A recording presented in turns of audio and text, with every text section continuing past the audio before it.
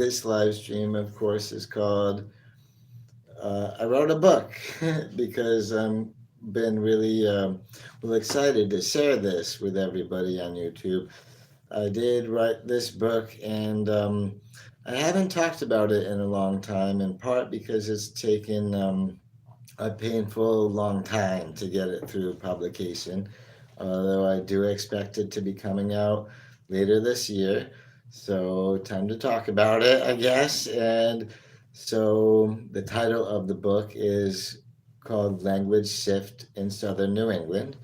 And so, you might be wondering, what is language shift? And if you are, then I can tell you that language shift is the process by which a speech community um, goes from speaking one language to speaking another. So they shift from one language to another. So the language undergoing shift is the one that's being replaced, that people are stopping speaking so much. So again, title is Language Shift in Southern New England.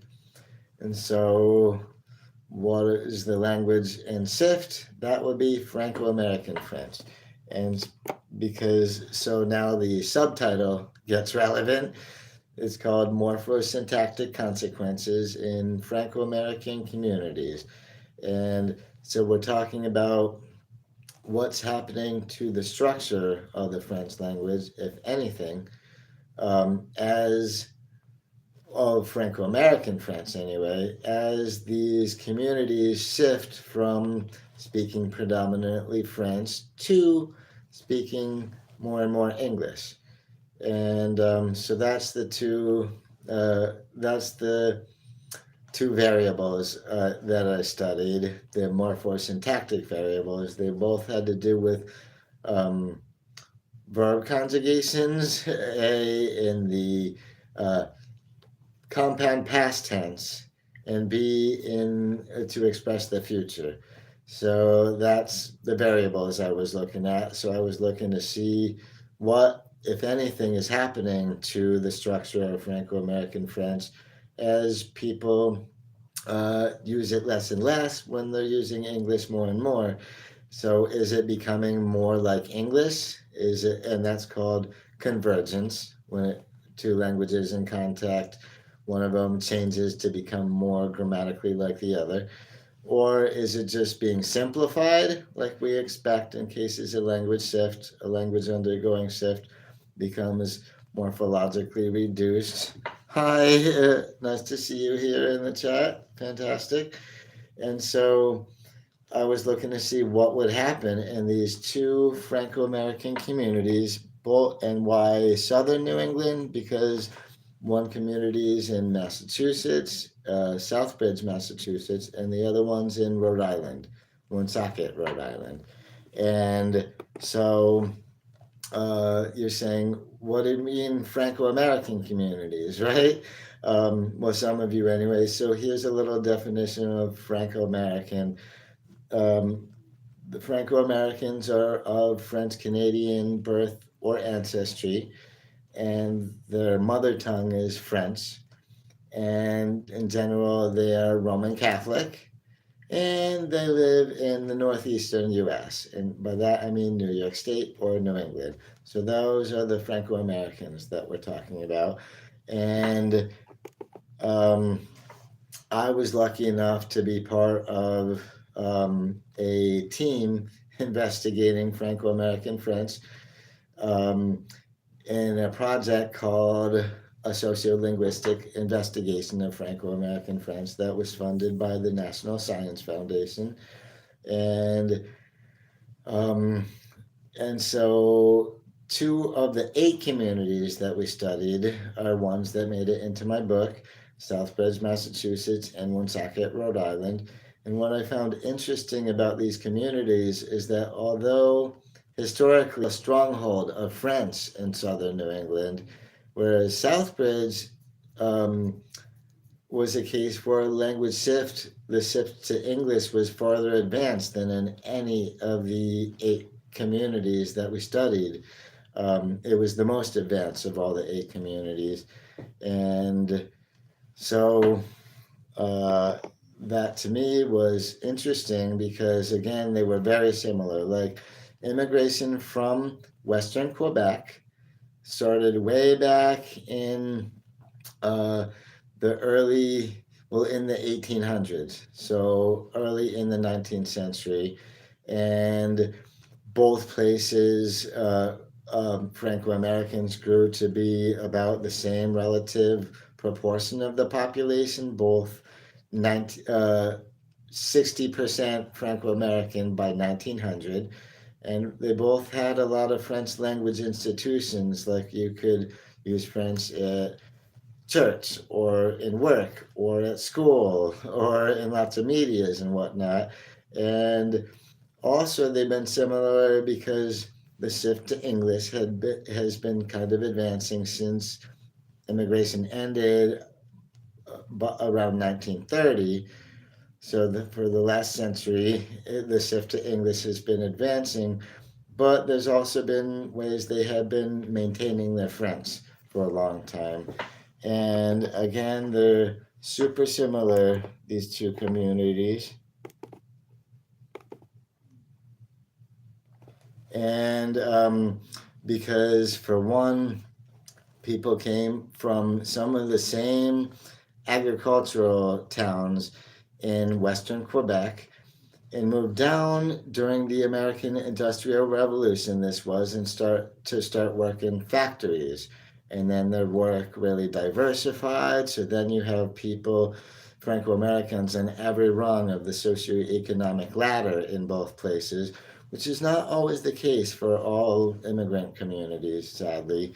Um, and again, like I said earlier, they're Roman Catholic, and so each Catholic parish would have a bilingual school attached, so kids could do French for half a day in the morning and then English the other half a day in the afternoon.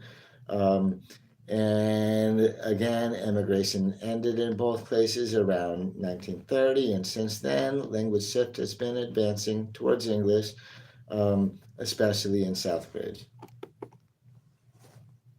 And so by the year 2000, which was shortly before we went and did the investigations, uh, okay, that's all right, Sunshine. Don't worry too much if you're not typing much. I know you got busy stuff to do with the kids. Anyway, um, one thing is by the year 2000, census figures told us that in Woonsocket, there were still few dozen people under the age of 18 who were reported to speak French at home, whereas in Southbridge there were none. Again, language shift was coming a lot uh, faster while it was farther along in Southbridge than in Woonsocket. And another interesting thing I would have to point out about this is that what you have in these communities today is that no real communicative domain is exclusively reserved for French, which means that yeah, French is not 100% necessary anymore, which uh, is not so good because that would really much be a reason to keep on shifting towards just using English. And another thing about Franco-American French in these communities is that when anybody's present who just speaks English, everybody switches to using only English. So French is not used when any English speaking monolinguals are present, which I guess is good out of politeness, but again, it's making use of French unnecessary. And also, these folks had pretty conservative language attitudes, um, where they're thinking of things like use of English vocabulary when you're speaking French, or code switching, switching back and forth between the two languages, that these are bad things. That's bad French, but also they would say, but it's typical of local French, of the local variety. So it tells me yeah, they've got some linguistic insecurity there about their own ancestral language. And so as far as let's see, what else do I want to talk about? Oh, we had plenty of people in both of these corpora. Oh, so the number of people I interviewed in Southbridge was 35 Franco-Americans, and we interviewed 34 in Woonsocket. So I'll be comparing the results from them. And a lot of them were third and fourth generation Franco-Americans. So it's pretty surprising that the French language had survived that many generations in their family, well, in the US. And a lot of the people were, the majority of the people we interviewed were ages 60 and older, with the largest amount of them being in their 70s. So that's a sign that the French-speaking population is quite aging in both places. And again, in Southbridge, not a single person under the age of 18 was reported to speak French at home in the year 2000 or since then. It's been since the 20th century that any kids have spoken French at home in Southbridge. And not hundreds anymore, but just dozens in Woonsocket. And one, like I said, there's a big contrast between these two communities. Whereas Woonsocket, we've got out of when we ask people how often do you speak French, for what purposes, and who do you speak French with, and more than 2/3 of the speakers from Woonsocket said they speak French often or daily, whereas almost 2/3 of the speakers from Southbridge said they rarely or never speak French. So that is, I guess, more proof that language shift has gone farther in Southbridge than Woonsocket. And yeah, and that had to do with a lot of factors. Like, in addition to more people speaking French in Woonsocket and in Southbridge, it's also more people over the age of 60 spoke French than younger people. And more of the Franco-Americans who were born in Canada themselves are speaking French frequently, as opposed to those who have had even their parents were born in the US. And one group of people you can point to as speaking French more frequently are Franco-Americans who did pass some French along to their kids. So they maybe, I guess, created some conversation partners in French for themselves that way. And the people who are married to another French speaker end up using French a whole lot more often. So that's just some notes on who is speaking French the most frequently in these two communities. And so let's get back to the linguistics part of this, the variables I was going to talk about. I looked at two different variables, pretty much how do we conjugate verbs in the past tense, in the passé composé, and how do we express the future tense? How do we express the future? And the reason I was looking at these two variables is that is because of the linguistic consequences that we expect to the grammar of the language that's undergoing shift. Like, for one, we expect a reduction in the style repertoire. People stop using formal structures in a language if instead they start switching to the other language. Like, people might not use the formal structures in their immigrant language if they're already used to just switching over to English whenever you're speaking formally. And another thing to expect in language shift is structural simplification. Like, we use words with less morphemes per word, so analytical forms they're called, and a lot of morphological reduction. Basically, yeah, less morphemes, less pieces to every word that we're putting together. And we also expect socially based variation to kind of be erased, because usually the way we talk, that varies based on our gender, our age, where we grew up, what kind of socioeconomic status we have, and what's your education level, and lots of other things like that.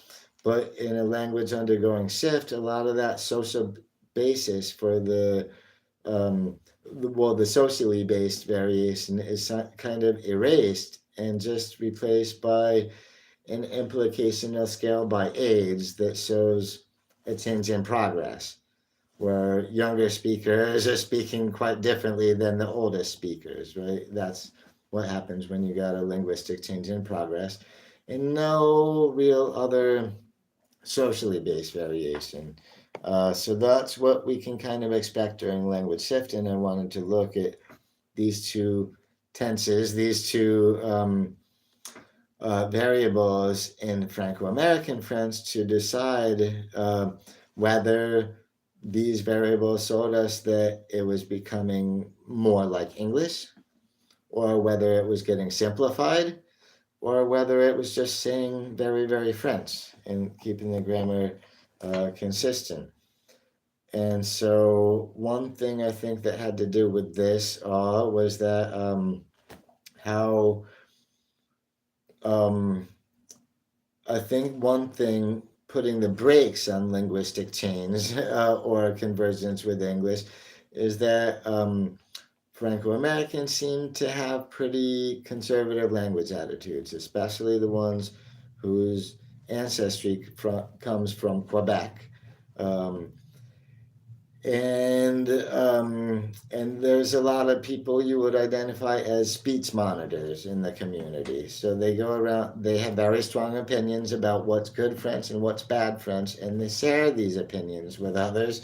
And um, and so there's a lot of judgment about what's good French and what's bad French. And a lot of people are confident that they know what good French is because they're largely have been educated in French. So a majority of Franco-Americans who still are speaking French at all are also literate in it, can also read and write in it.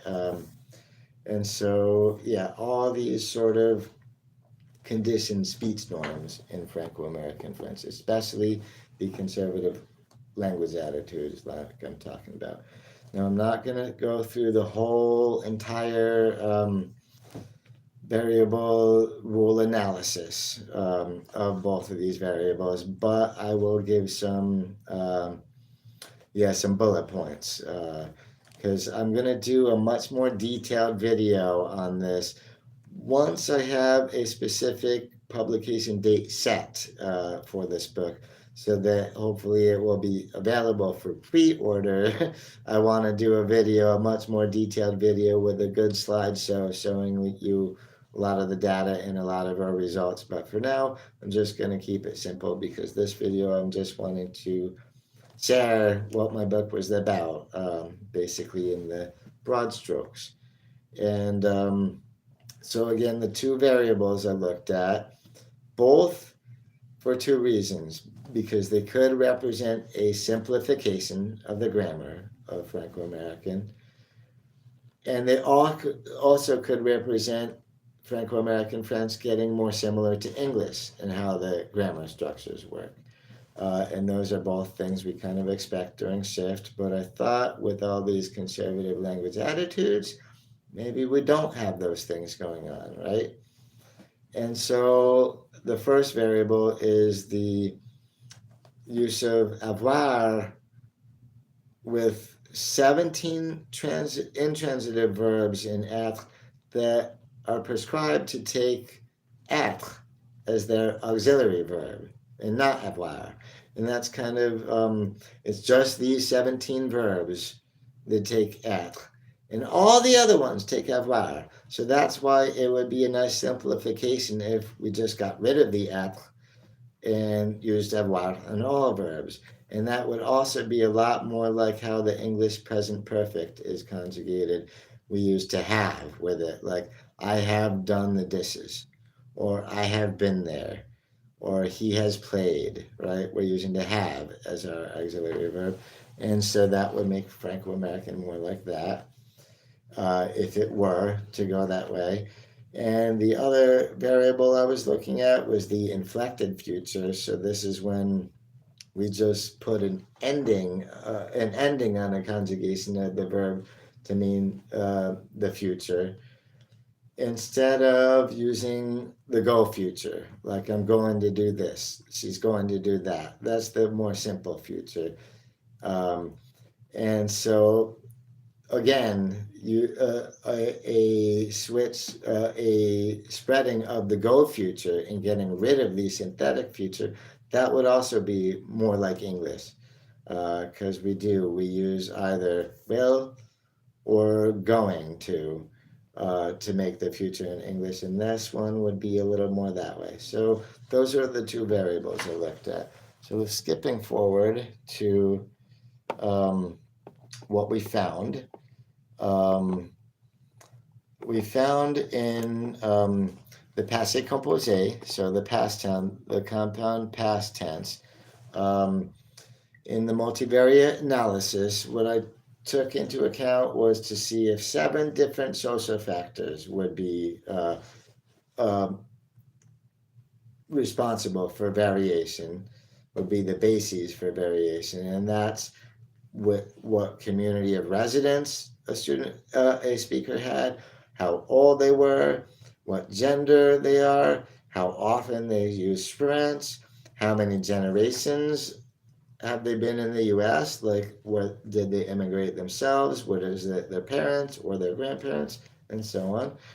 And their socioeconomic status, working class versus professional, and schooling in France. How much schooling do they have, if any, in France? All of those social factors taken into account to see if any of them could be responsible for variation, because that would mean that language shift is not pushing this grammatical change, because it's more healthy speech varieties that have social based variation. I also looked into several linguistic factors, only one of which ended up being chosen as significant for variation. But what I mean by chosen is I used a version of the Barbwell program, uh, Goldverb X, also known as Goldverb 10. And so that's what helped me sort out what factors are most significantly influential on variation. And so what did I find altogether? Is that 6 out of the 7 social factors did influence variation. Every single one except for a community of residents. So it looks like social variation is, well, this variation is primarily socially based, so it's not really being caused by language shift. And it's funny that the one social factor that wasn't selected as responsible for variation is significantly influential on variation is community of residence. And you would think if language shift was causing this change, then community of residence would have been chosen, because Southbridge is a place where language shift is farther along than Woonsocket. So it wasn't chosen. So even though French is spoken to a different degree in the two communities, their community speech norms remain remarkably similar. And only one of the linguistic traits was found to be significant on variation. That's whether the main verb has a transitive homonym or not. Because again, it's only the 17 intransitive verbs that are supposed to take être with standard French, and that we're gauging whether avoir is spreading to them. And if that verb has a transitive homonym, meaning a verb that looks and sounds like it, but takes a direct object instead of not taking a direct object, and that one also turned out to be significantly influential. influential in variation. But again, 6 social factors tells me that this variation is mostly socially based. And moreover, the frequency of the use of avoir, it had spread to be used in 34% of cases with these 17 intransitive verbs again.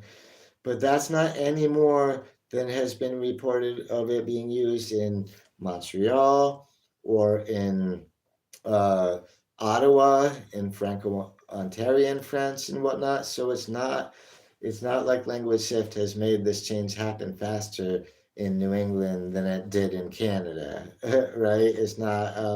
So that's not really a big thing. And again, all the social variation tells me that this is not being pushed by Language Shift.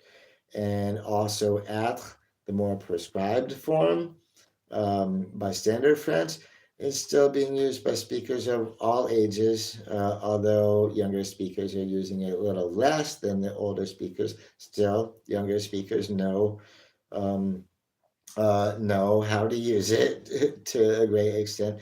Same goes for people who are third and fourth generation Franco-Americans and people who don't speak French that often. They're still very much using être.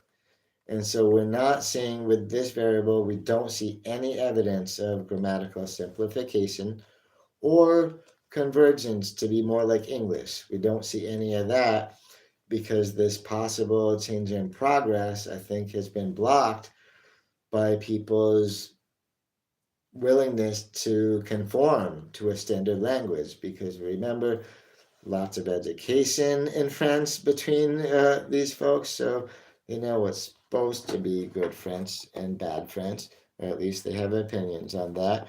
So that's with the passé composé. That's the first variable. So pretty much what my thoughts on that are that no, that change, it does not represent some change happening really fast because of language shift, and it doesn't show any simplification or convergence with English. So that one is not, I would say, is not really a consequence of language shift because that change has sort of been blocked.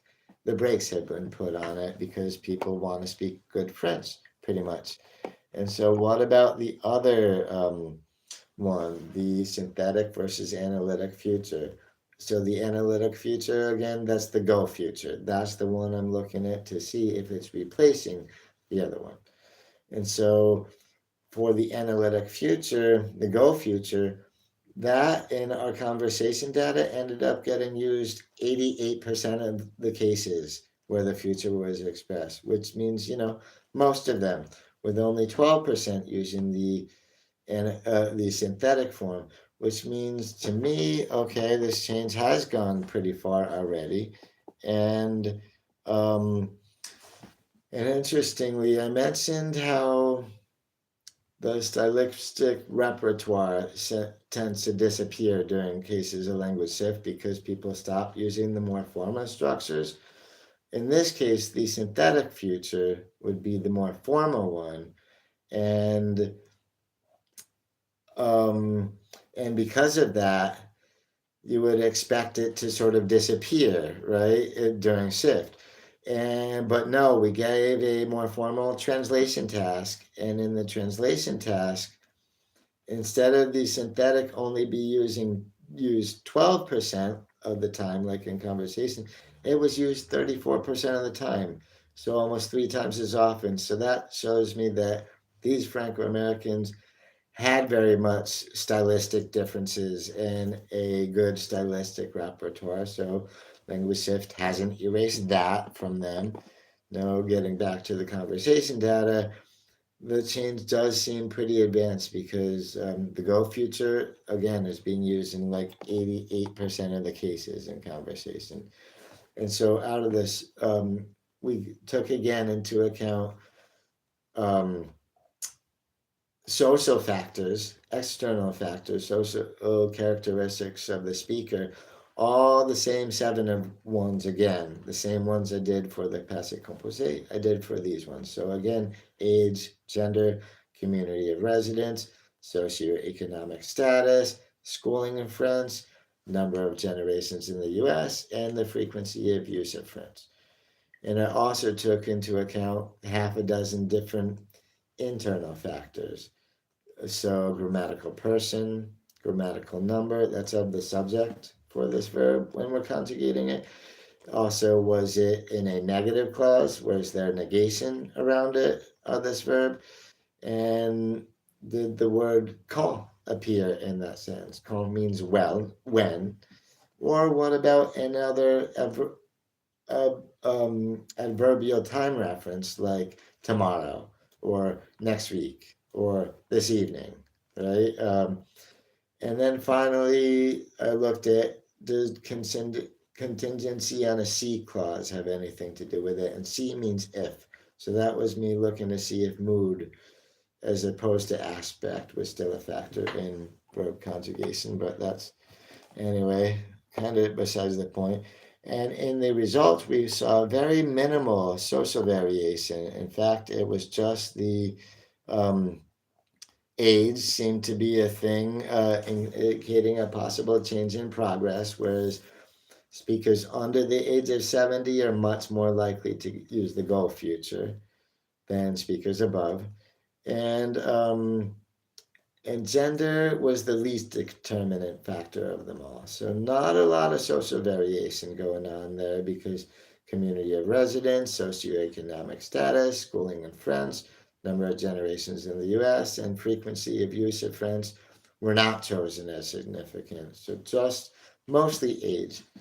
And then for the internal, the linguistic constraints, it looks like the synthetic future, like je ferai or j'aurai or je serai, as opposed to je vais faire, je vais avoir, or je vais être, right?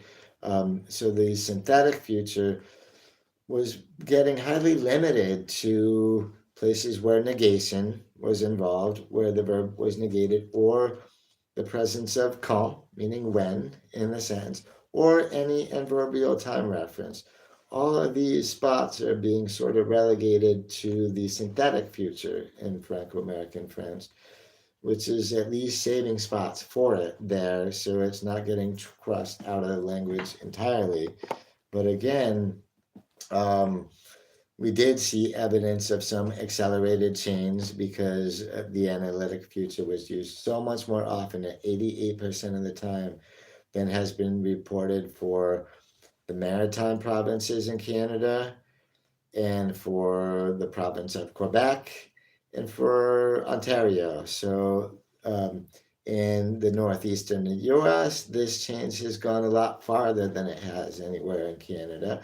So it might be accelerated change because of shift, especially because of minimal social variation involved. That tells me that language shift might be pushing this change a little faster than it might otherwise happen. And again, the synthetic future is getting really limited to specific context, like negation, quand, or an adverbial time reference. And so all that is going on, but I do still see some evidence that linguistic change has gone advanced unnoticed because both the synthetic and analytic future are both considered perfectly grammatically correct French.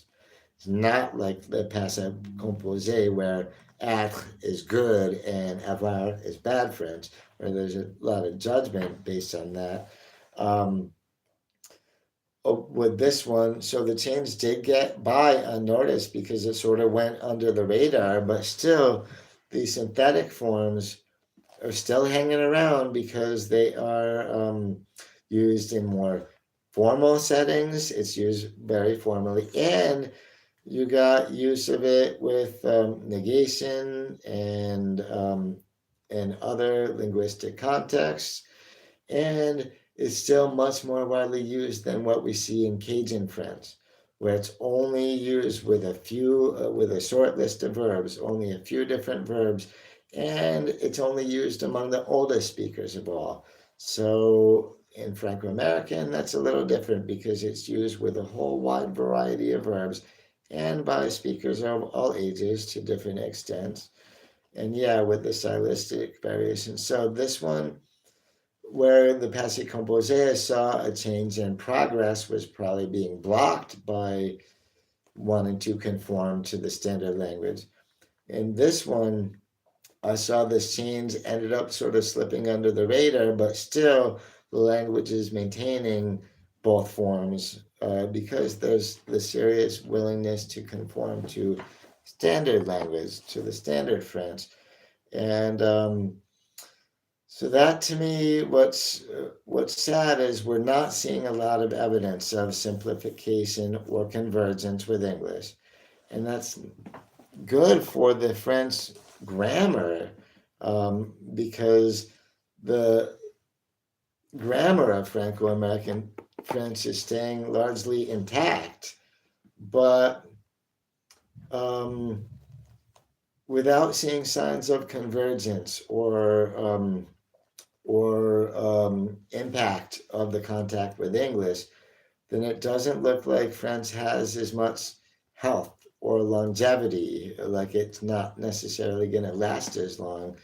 And so, yeah, language contact is not being causing that much convergence. And so it's all about these speakers wanting to conform to standard French. And and this compartmentalization of French into only situations where no English monolinguals are present has, yeah, it seems to have helped leave the grammar structure of French intact. But it has also made French entirely unnecessary. So English isn't influencing the French grammar, just English is more replacing the French language entirely. And so that's, yeah, that's a little sad.